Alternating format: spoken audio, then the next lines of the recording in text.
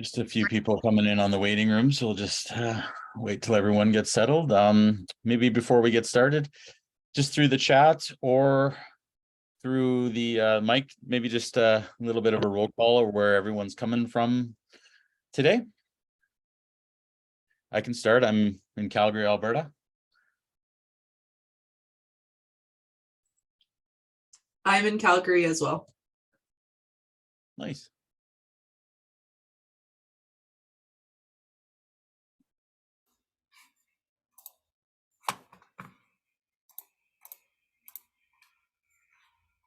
Hi, everyone. I can jump on and say I'm Lauren. I'm in Ann Arbor, Michigan in the US. Thanks, Lauren. Okay, we're going to get going here. First of all, I just maybe with a show of hands or just a confirmation on the chat. Can everyone see my screen? You should see a slide that says how to conduct a crisis communications assessment. Yes. Awesome. Perfect. Step one done. Check. Tech issues. Good. Okay. So I am going to be recording the presentation just for our records, and we'll also be sending out a copy to those who attended today. If at any time there is a situation where you would like me to stop recording, because I'm going to be asking some questions around sort of personal experiences, if you wanted me to make a note to edit those out once the recording gets distributed, just maybe send me a chat or an email. My contact information will be at the end there. And I'm happy to do that for you. One more person in the waiting room. And at any time, if you feel that you have a question, just either you can raise your hand using the raise your hand function in the chat, or put that question in the chat, or also on the video side of it as well. So, excuse me, we're going to get going here. 1 second. Just a few people are joining us. I'm just feverishly trying to hit the admit button. So we'll get going. Okay. All right. So thanks again for joining us today for our hour session on looking at how to conduct a crisis communications assessment. I recognize a few names in the chat there that have joined us on previous sessions and webinars. So thanks again. For those that are new to these, we will I'll kind of explain sort of who we are as a company and what we offer. But before that, we like to kick off all our presentations with land acknowledgement. So we'll just get going here in that regard. So in the spirit of respect, reciprocity, and truth, Alchemy Communications, as an inhabitant of Calgary, Alberta, honors and acknowledges Mohkinstsis and the traditional Treaty 7 territory and oral practices of the Blackfoot Confederacy, the Siksika, Kainai, Piikani, as well as the Stoney Nakoda and Tsuut'ina nations. We also acknowledge that the territory we work and live upon is home to Métis Nation of Alberta Region 3 within the historical Northwest Métis homeland. Okay, so a little bit about who we are. So Alchemy Communications, we're based in Calgary, Alberta, Canada, and we're a marketing, PR, and crisis communications agency. We work with clients across all industries. We focus specifically around nonprofits, small to mid-sized businesses, municipalities, as well as we're getting into, and we have done work in the post-secondary space. So University of Calgary and some other smaller institutions as well. So again, thanks again for joining us. And we're going to get going into the presentation here shortly.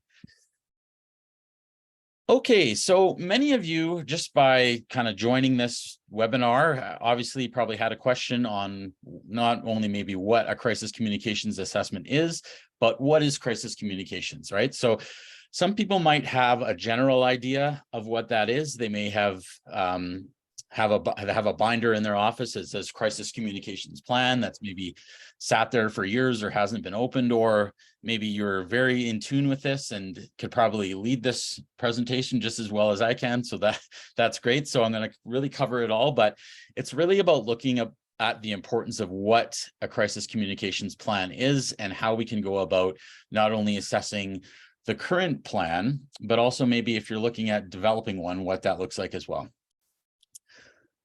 So basically, as I just kind of summarized, it's really a thorough review of the current crisis communication plan. And the idea around this is to really uncover and fill any gaps before they could cause any issues or crisis. So this can change depending on the organization or the kind of frequency of a potential for crisis, this could change. Your review process could be monthly, could be yearly, could be any timeline that really you figure out that is the best for your organization. So it's really important to, when you're looking at doing these assessments, it's really about understanding that timeline and then going through that structural or operational formal assessment of the plan, or potentially starting from square one and figuring out what we need in a crisis communication plan, right?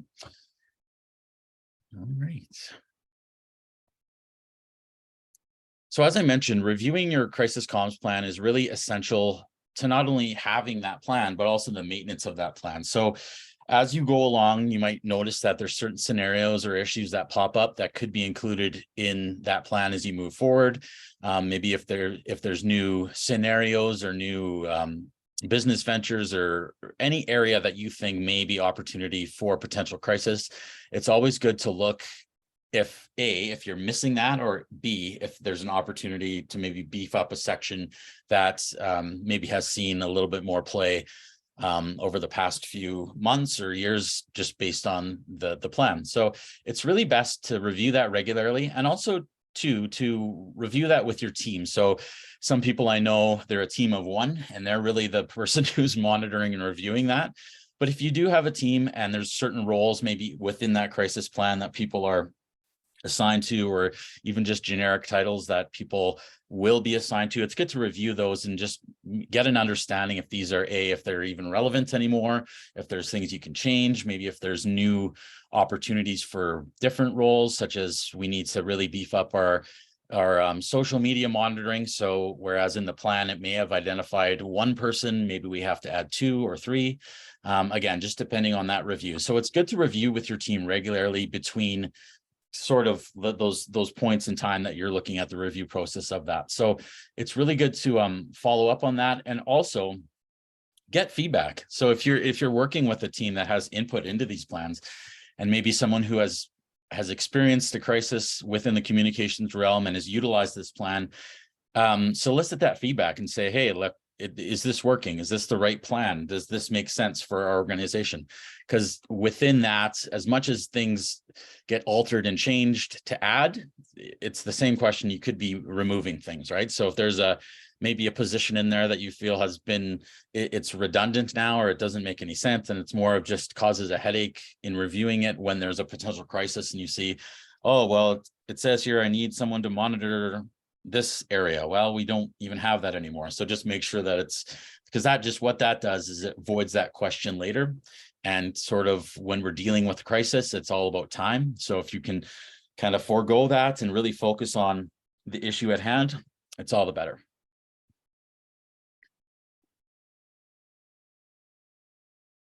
Okay, so when looking at what the assessment should cover, it's really about looking at a few different areas here, and I've outlined them here, and we'll get into each section as we go along. But there is 5 points that we really want to focus on within these plans and within our assessments. So documentation being one, people, platforms, scenarios, and training.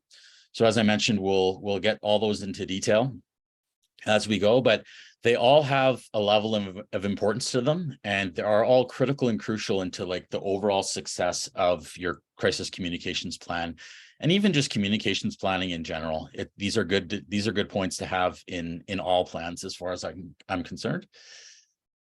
So the first point we're going to be talking about today is documentation. All right, so when we look at that, it's one thing just to say, okay, we have all our documents in place, where these processes are there, but what does that really mean? So it's really about taking a step back and reviewing everything that you have written down. You don't want to assume that you remember things that are in the plan, or I think that's documented there further on. You really want to go through each section when we're going through this assessment or this detail of the communications piece, and really look at if we have the right information. So once you've looked at everything, you want to ask yourself a few questions, and we're going to have these documented here. The first question being, and is a really important one when we're looking at documentation and it goes into process, is every process documented? So within your plan, usually you'll have everything from what to do when you get that first initial call in terms of a crisis, who to connect with, what stakeholders. So an example would be what stakeholders need to be connected with. Internally, what do we need to do? Externally, what are the processes? So really go through that plan and that documentation and just ensure that that process, they're documented. So that might even look like one page and it's almost a checklist of process. So it could be titled Crisis Communications Process in the event of a crisis, check, check, check. It could be every section has documentation. If you've joined some of our sessions in the past, we sort of talk about crisis communications planning and plans in general and kind of diving more. And they can be as big as you want them to be for your organization or as small as you feel is necessary, right? So it's really about finding that kind of niche and what works for you. So what documents make sense for your group in these plans? Is every step written in detail? Oftentimes I find that the person writing the plan or the people that have been deeply kind of invested in maybe updating it, they have a lot of the information up here, and sometimes it might not get translated into the plan. So we always use this saying or that analogy, like, and it's pretty gruesome to say, but if I got hit by a bus tomorrow, who would be able to take that over and find that? So it's really about looking at those details every step of the way, especially in scenarios when the main reason you're going to be looking at this plan is because there's a potential crisis happening. We're in the middle of one potentially. So as much as information you can have in there in terms of the details, it'll put everyone at ease when they're going through these situations. Another question here is, do all the stakeholders know about this document and how to access them? So stakeholders in terms of, we're talking about internal on the team or the people that knowingly will be involved and engaged in that process of crisis communications. So there's some organizations that actually have a physical copy of this plan, whether if you're in an on-site office situation where sometimes there'll be a binder that will sit on the desk, or each person that's within the crisis comms team will have a copy of that. We're starting to see a lot of these move towards the digital space. So the crisis comms plan may live on a shared drive, on a SharePoint site, on anything that basically is your file system, it could be there. So just make sure that people are aware of how it's accessible, where it is, sort of what is in that binder or that drive folder, and how to access it. So this next question sort of goes along the lines of, is every step written in detail, but can someone follow the document without training? So I'm not saying that no one needs training on these situations or should be trained on what the crisis comms plan is. But again, it just sort of goes back to that usability and that kind of ease of access to these plans, because as I mentioned, when you're looking at this, there is going to be a bit of heightened sense of emotion, and you're not going to be kind of reading it as much. There's a bit of a time crunch around this, right? So it's really about stepping back and reading it as if you were just in that situation and following those steps. So if you were just opening this from day one, what does it look like and what does that mean? So when I mean looking at that, it's try to avoid as much kind of jargony lingo, and if possible, any acronyms for internal processes. So for example would be contact the SPD board on whatever, and it's like, well, what is that? So just spell out steps that will make it easier for people who may not be as familiar with the plan as some others. And then the final question here is, have the documents been updated and as the processes have changed? So it's almost like a cross-referencing, because often within these plans, there'll be appendixes and they'll have, you may have like a cheat sheet or a document on tracking. So maybe media tracking. Well, has that form been updated to match the new process? Because again, what can happen is if your processes are documented, but your documents and your secondary worksheets and the tools that you're using to navigate a crisis, if those haven't been updated, then again, it's just going to raise more questions around that process. Well, do we use this new doc?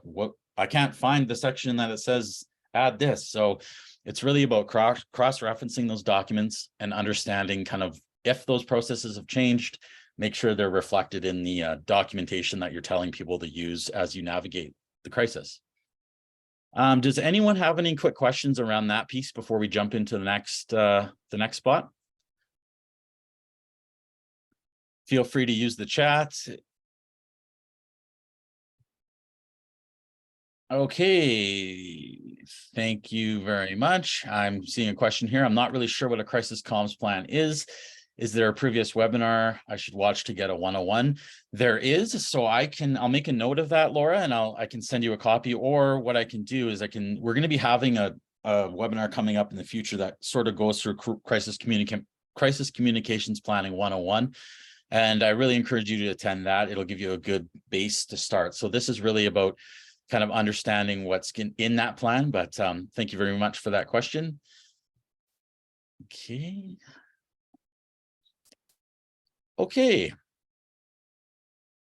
How did you know about the dusty binder in my office? Yeah, that's exactly, and there's a reason why I sort of joke about, because usually it is that thing. It's that huge, big blue, I'm going to use blue, but blue binder in the corner that says crisis comms, and it's never been opened, or it's rarely opened. It's used as the thing to prop up your computer when you need to get it at an eye level for a Zoom call or something like that. But it's funny. They're really important, so I encourage you to crack it open. It's usually a good read. But anyway, jumping into the people section here. So the questions that we're really looking at when we're assessing the people component. So really looking at, does every task belong to someone? So whether that is a person, like an actual name, sometimes I've seen organizations, they have a crisis team that is assembled in the event of something popping up. It is these people that are sort of seconded from different departments that will be tasked with things such as maybe media monitoring or the social media lead, things like that. Sometimes organizations just have the title of the role, so people who may fit into that. But it's really asking, A, is someone belonging to that task, or B, is a task missing that we need to add somebody to? That's right. So it's really about looking at that and again, identifying those processes and seeing within your organization where that fits. Sometimes, and often, things that I've seen or questions that I get, it's like, well, Drew, I'm only a team of, it's a team of 3 people. We don't have a team. So how does that work? So again, that's really about identifying the best way that this works for you. So sometimes I've seen too, it's the crisis communications plan is literally like maybe a 2-page document that says contact. You might have external contractors doing crisis comms. You may have different partners, and it's literally contact Drew or stuff like that, right? So again, it's really about don't get intimidated and thinking, oh, I need all this stuff to be included. And it's really about finding that niche and what works for your organization. So when I talk about, is every task assigned or does it belong to someone? That's all great, but if these people don't know that they're responsible for that, it'll just, again, cause more headaches and more questions. So it's really about, when you're asking these questions, do those people that are identified in the plan, are they aware that they're still in that? Can they still do it? Has something maybe changed in their current role that has removed them from the ability to be involved in the crisis comm side of things? So it's really about identifying that and seeing if those people are still relevant to the plan. And then just to preface, with all these questions, when we're looking at with people, the biggest and the most important thing to really first do this is to look at taking the time to interview and talk to the staff that are on the crisis comms plan. So again, it goes all the way back to that process, like engage those people. So make sure they know, like if they're in these scenarios, you're not going to be, it's not like you should know these, right? It's like, well, I just want to make sure you're still aware of this. Are you still comfortable being involved in the process? And then what that does too, you can identify gaps, right? And maybe those gaps are a training issue. And it's like, yeah, Drew, you know what? When this binder was put together 2 years ago, I was really engaged, but I haven't heard anything since. And I don't really know what this means. Do you mind reviewing it with me? And then we can make a decision on kind of where I fit in, and that's perfect. Rather than crisis hits and you look and you say, hey Joe, you're listed here, and Joe hasn't done anything with this thing in 2 years, then it's intimidating and challenging for everyone, right? So the next point here, obviously these last ones are kind of standard stuff, but do you have backups? So if someone is away, what's the process for that? As I mentioned, has anyone and everyone been properly trained on this? So what does that look like? I've been involved with organizations, and even we've trained some clients here that routinely do crisis communications planning and training sessions based on mock scenarios that you're actually opening and using the documentation in the binder as you go through. So that could be sort of like that on the fly real world training, or sometimes it's just training in terms of, have you read the binder? Check. Do you understand? Check, stuff like that. So it's really about taking what training programs you think are viable and initiating and implementing them for your group or organization. Does the stakeholder know how their tasks impact the process overall? So that goes kind of part and parcel with the training aspect, but do they understand, maybe for example would be if the media or if the social media leads doesn't really understand where they fit in the process and understand the impact of that, then there could be maybe a little bit of miscommunication as you navigate the crisis. So one question might be, well, it's like, oh, I didn't understand that I had to monitor it 24/7. I thought maybe it was just like within the first hour of that. And then just kind of reinforce the importance of, okay, when we say monitor or whatever that process is defined by your group, this is what monitoring means. So maybe it is 24/7. So what does that look like? It could be breaking up the shift between the media leads and the social media leads, stuff like that. So again, it's really about, at the key core of this is that basic thing right from the title, the assessment. So how are we doing things? Can we improve? Are we nailing it? Do we have all these things? Sometimes I think the biggest thing is when you're doing this assessment, I want you to find gaps and deficiencies. I want you to find things that can be improved upon, because what that does and what that shows is you're looking at it with a critical eye and you're moving forward in the event you have to, as Anita mentioned, break out the dusty old binder and actually put it to use. And this final point is very important. Who gives final approval on this? Is it, and sometimes I've seen there are organizations that have crisis comms teams. So are they the final approval?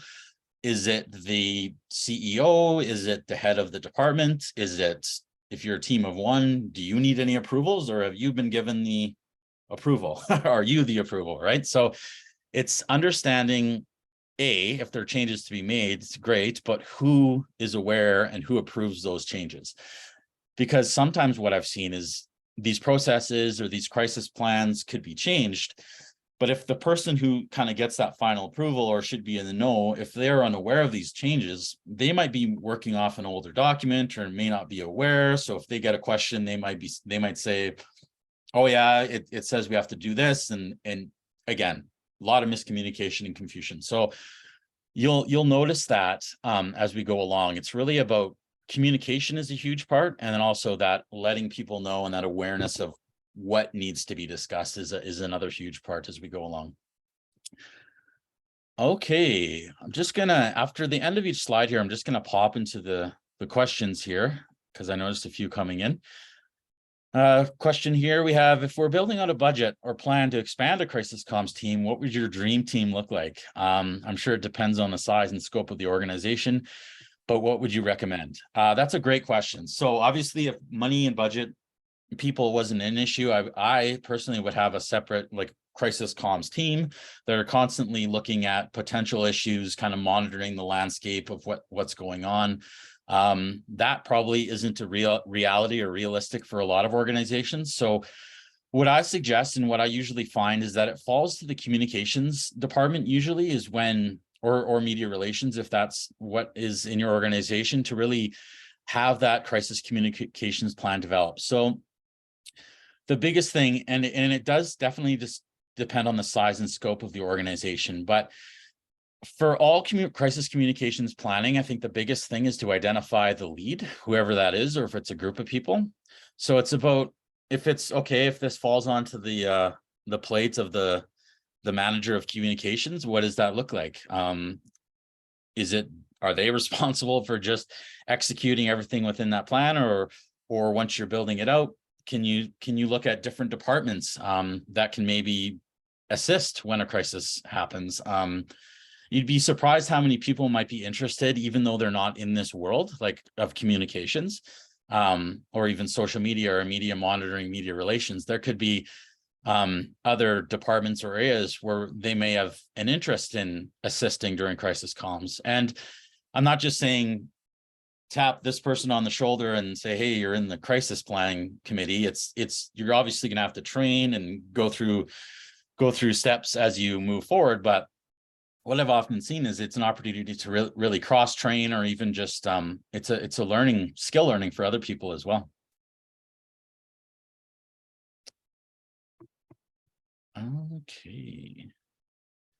Next question here is, what would you recommend for a very small organization, under 5 people? There is little hierarchy, not many resources, budget, or HR. Is there a crisis comm planning light? Definitely. So as I mentioned, it's really about identifying the needs of what you need, and you just kind of laid it out there, Laura, in your question. Like we're a team of under 5, but we understand that this is important. What might this look like? So that crisis comms light, maybe it would just include kind of a rundown of potential crisis scenarios, things to look out for, who to contact. Do we need, I guess, if it escalates into that next level, do we need to work with an outside organization such as Alchemy to really, like, if this is a major crisis as identified and what could potentially affect your organization, what does that look like? So there's no real standard saying your binder must be 50 plus pages. If it's not, then you're not doing a good job. It's really about understanding what works best for your group. So happy to chat a little bit more about that after the fact too, but that's a great question, because sometimes it can be intimidating, right? That you're saying, oh, I need this huge thing. Well, so maybe sometimes you don't. Oh, I'm just getting a notice that people can only see the chats. Yeah, so it's, one sec here. I'll just open it up to everyone here. Okay, so you should be able to share your questions and talk amongst yourselves too in the chat. Sorry about that. Okay. So this next topic here that we have these questions around when we're looking at the assessment here is platforms. So are all the necessary passwords and like sort of links to these tools and platforms, are they documented and accessible? Are they routinely changed? If they're changed, what's the process for updating the binder? Because I find that sometimes that's a huge issue, is that if that binder is 2 years old, your password could have changed multiple times over that time, right? So if no one's updating that and kind of going through these assessments regularly, that could be your first pain point during a situation that is already tricky and you're already getting stressed out. It's like, okay, we're good to go. I'm going to log on to Twitter or Hootsuite for monitoring. And then you'll get that dreaded, I'm sorry, the password you entered does not match. And you're like, oh my gosh, what's going on? So it's an easy fix, and it's a good one. Why it's extremely important as well. Another huge one here is, will different platforms require different messaging? So when I talk in terms of platforms, I can be talking, what I sort of mean by this is email messaging, if there's direct messaging within your team, social media messaging, even media messaging, what does that look like? Do different platforms require different messages? So what is the standard message length and kind of criteria when we're talking about social media? What is the process for if we see something on social, what is our response time? What's the message? Sometimes what I see is people tend to wait a little bit too long, and then you start to get questions about, hey, what's going on, guys? Like, for example, maybe I'll use a scenario, a post-secondary institution, you get a tweet, hey, I noticed that all the computers are out in this section of this building, what's going on? If you just ignore it, it could start to escalate and escalate. But if you're quick on it, and maybe it's just a holding statement that you've crafted and you have that scenario, and we'll get to that's the next thing here is scenarios. But if you say, okay, system outage campus wide, what's the holding statement? Could be something like, thank you very much for your message. We're currently experiencing an outage in blank, and then you fill that in.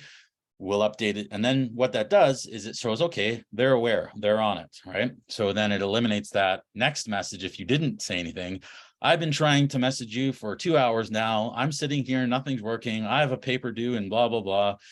And then it starts to escalate. So as much as you can do and understand those messages across platforms, the better.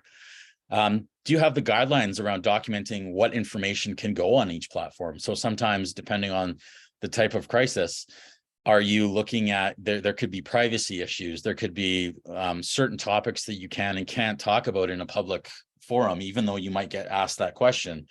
Another example could be like, why did this individual, why are they not fired yet based on the comments they've said in this, or why did this individual get released? And if you're not kind of aware of what can and can't be said, you could just be actually sort of adding or escalating to that potential crisis. And there could be some legal ramifications. And not meaning to scare anyone here, but it's just about understanding what are those types of information that can and can't be shared across platforms.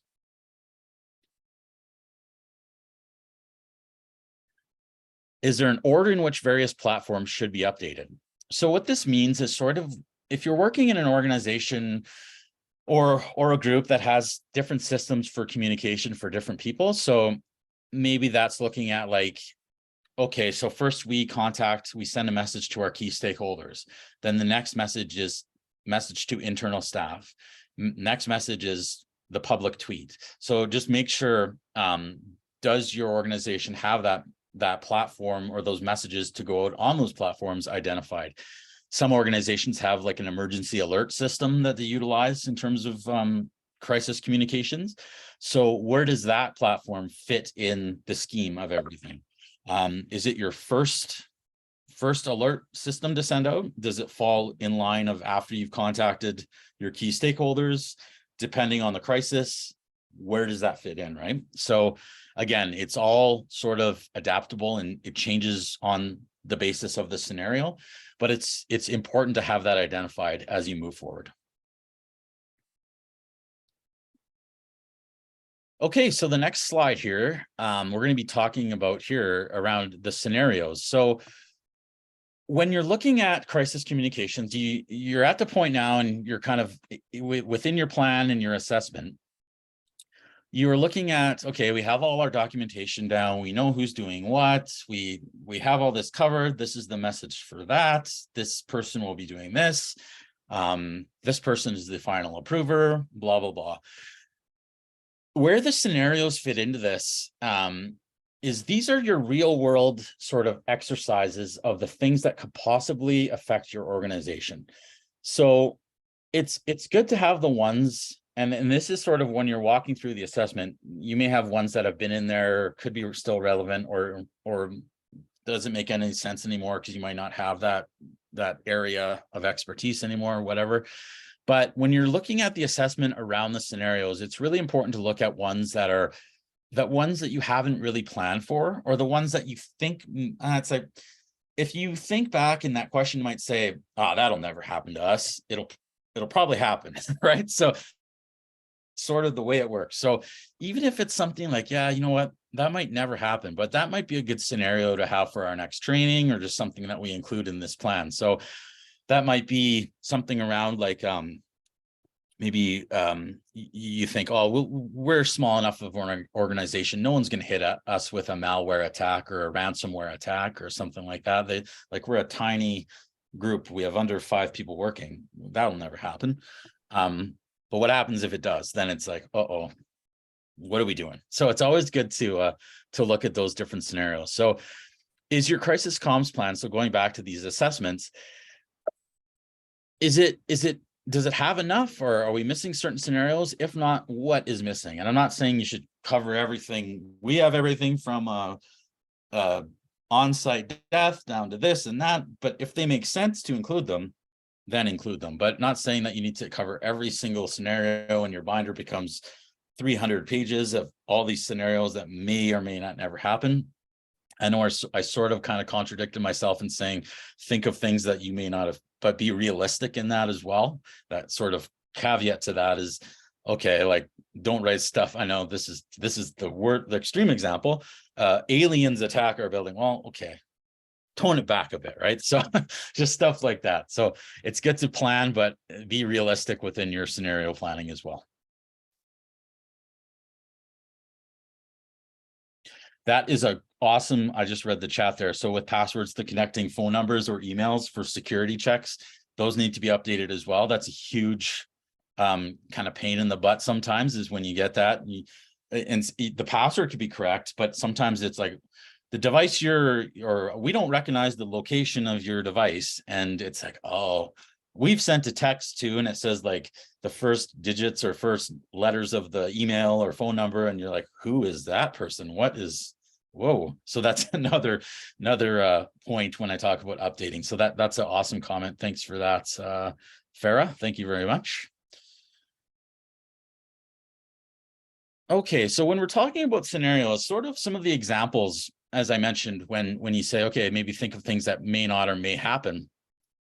These are just a few of things that could happen to you or may not, right? So if you just look at these lists, some of these may make sense for some of you, some not at all. So some of these examples could be maybe on-site violence or injury. So depending on the workplace, if you're more of that industrial type of workplace where there is a higher risk of injury to your employees, this would maybe be one that's top of the list. What do we do if there is a workplace accident, right? Natural disasters, again, so if you're sort of in that world of maybe you're in flood mitigation or disaster relief, or that's sort of what your world is a part of, what does that look like? And even if you're not, what is that could have an effect even on your buildings. So say you're a service industry, or you're type of something that provides something to the public, maybe you're a shelter of some sort.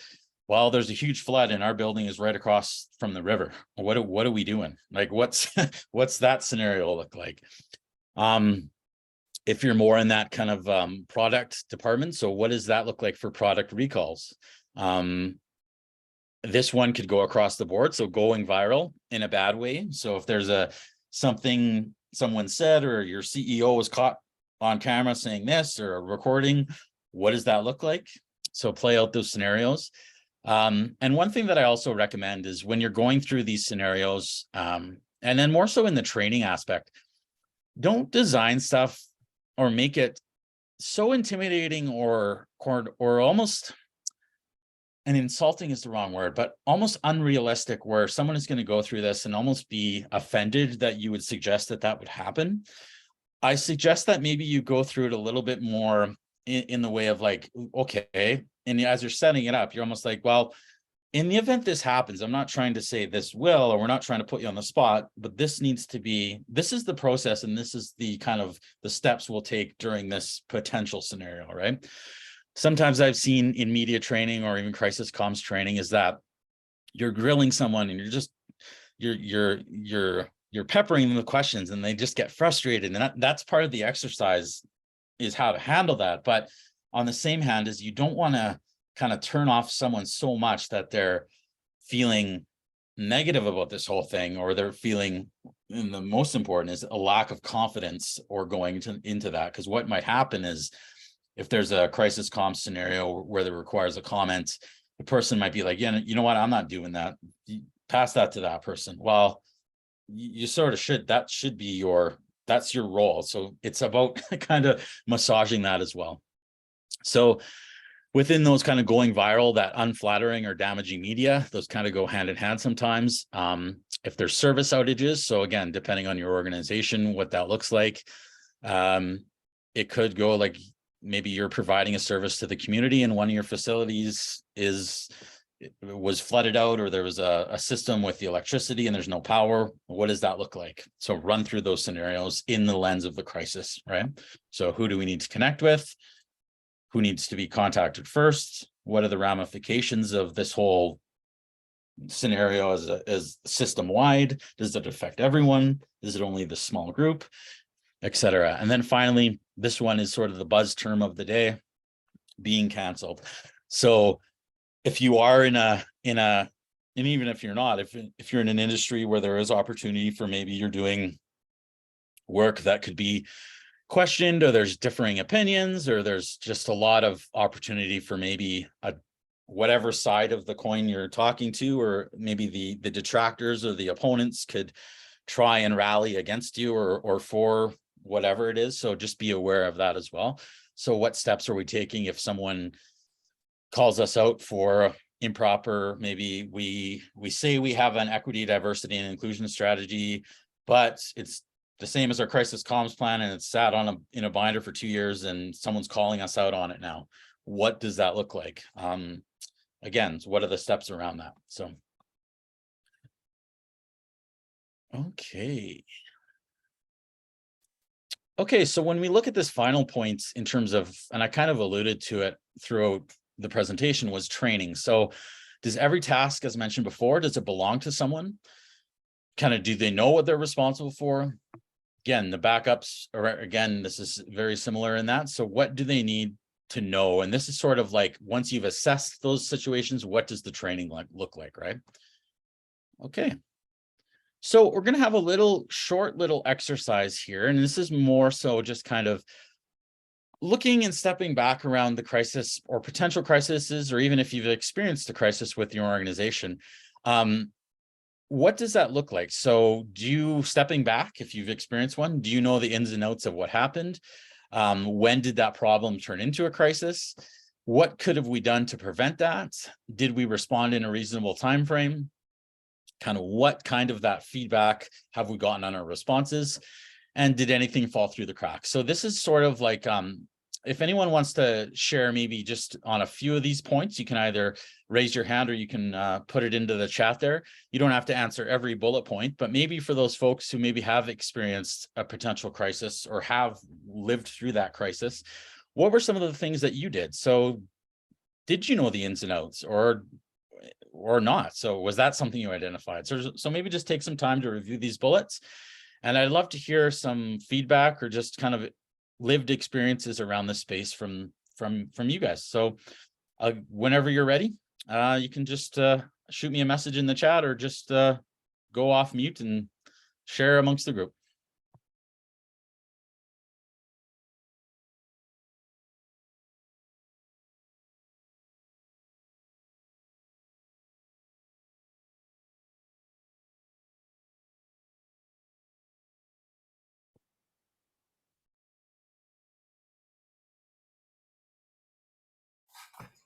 I can share.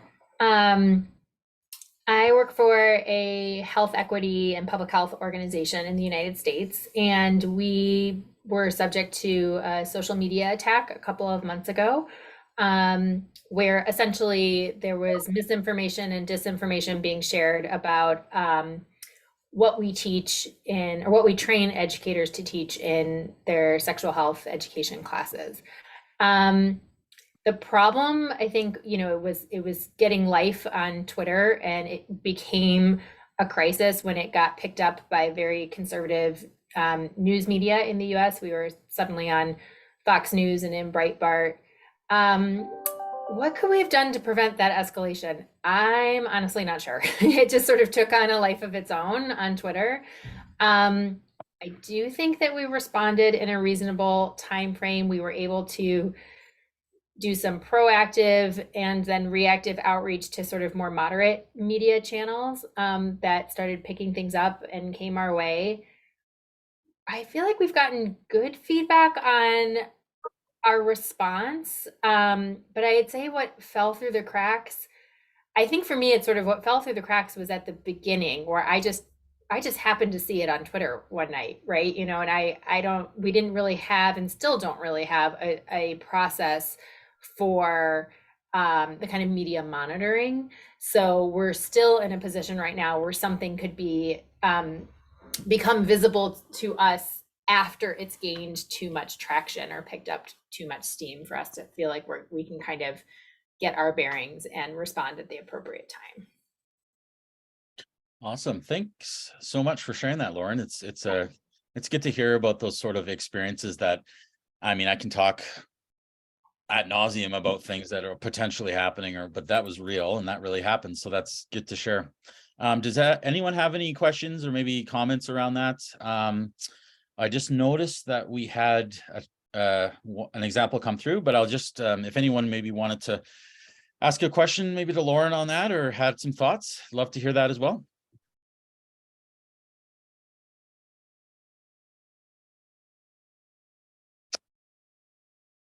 Okay, if not, I'm just looking at the clock too, so I'll move on to this next situation and scenario. So Farah writes, we had a situation where a photograph, 1 second here, where a photograph was used that someone felt was misused since it has a clothing item that closely resembled their cultural regalia. The first thing we did was apologize for the error and take the conversation offline. Awesome. That's definitely, and that's an example, sort of one of those things that maybe you've identified that could go wrong in a crisis plan or whatever that looks like.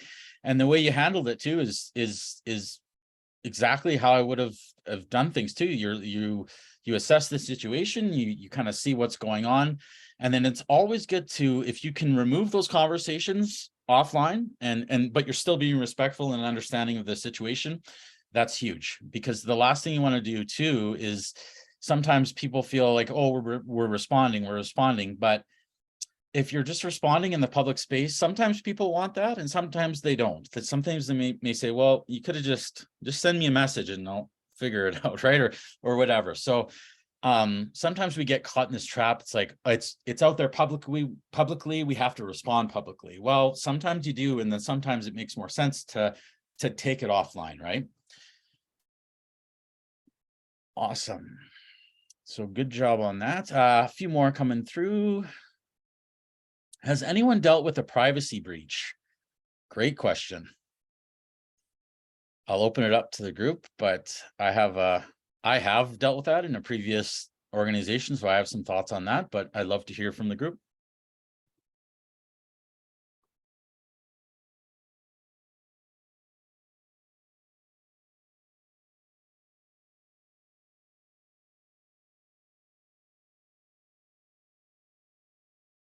Okay, so just in terms of looking at the privacy breach. So in my experience and sort of how I kind of lived through that one is, at the time, there was definitely some mistakes made around.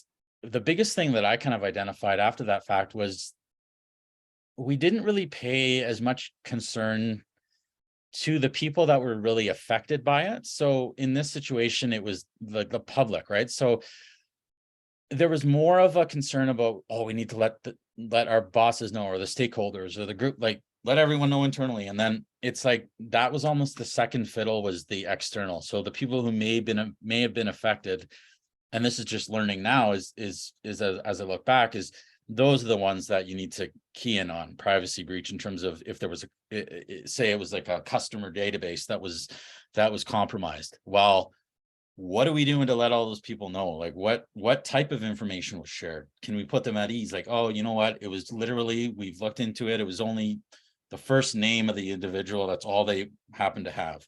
Because that could go a long way in saying, because the first thing might be like, oh my God, they could see a tweet or a message is our data was compromised. Well, then you might be thinking everything.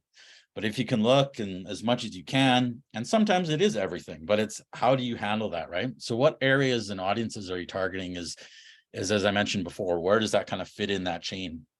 So that's sort of a learning around the privacy breach, and that's such a open-ended topic as well. Like it could be anything, right? So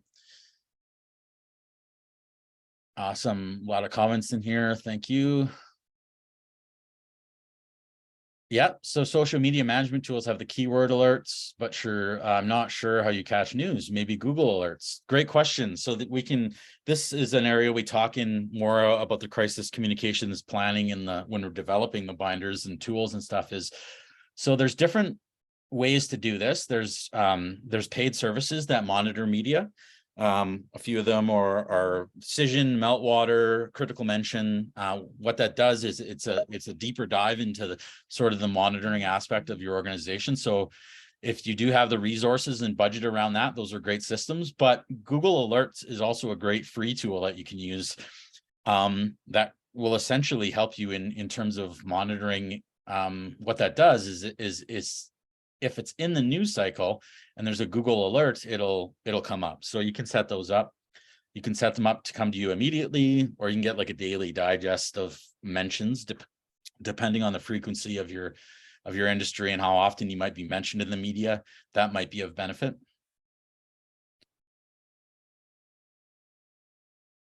Oh yeah, totally here.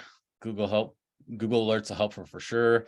Yeah, but you have to make sure you have them set up for all different ways. Yes, that is a huge component too, because one area that I find, people might have be familiar with the term Boolean logic or Boolean search terms. If you put in a generic term for your alerts, you might be getting everything, or missing things that you may not be aware of as well. Okay, so just in the interest of time here, I'm just going to move along to this slides and these last few ones as we get wrapping up. So when we're looking at the assessments, and so you've done the exercise, you've reviewed the binder, you've reviewed the processes and the steps. It's really good to understand, and this can be also implemented after a crisis as well, situation, is have another meeting and a kind of a postmortem to follow up and kind of look at what did we just do here, right? So you've highlighted the strengths, you have identified the gaps, you've considered potential issues here. Review again and make sure that you've really asked yourselves your questions. Have you painted that complete picture of what happened or what potentially can happen if you're looking at the scenario of the crisis plan? Do you in these points here, do you encourage the accountability without placing the blame? So those are sort of in the scenarios, or even after the crisis calms, if this is real world postmortem, you're reviewing the issue. Did we do that throughout the scenario?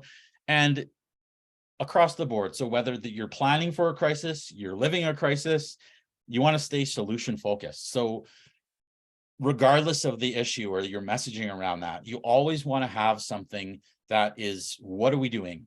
Well, we say we have a data privacy breach. Well, what are we doing for John Smith, who is one of our customers? What solution do we have for that individual to ensure that he is not compromised or he's at ease? So what are solution focused messages, steps?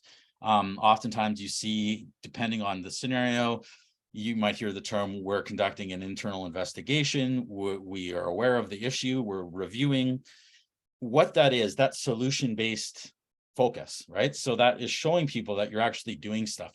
Sometimes you might see statements or messages that say, we are aware of the situation. We will remedy. It's like, well, what does that mean? Like, what do you mean remedy? This is like, what are the steps? So as much as you can, and sometimes you might not have the idea, but as long as you're updating at a routine basis or kind of that cadence, it goes a long way. So even if you say, look, we're reviewing the situation, we will have an update, if this is your timeline, later this afternoon, if it's depending on the type of crisis, we're reviewing the situation, we're launching an internal investigation. The investigator has a timeline of roughly a month to complete. It's the timeline. So what that does is that eases that, okay, they're on it. I'll check. If nothing's come up tonight and they said it would, then I'll have a question. If it didn't come out in a month and they said they would, I'll have my question again. So when you have the timelines, just be sure to stick to them as well.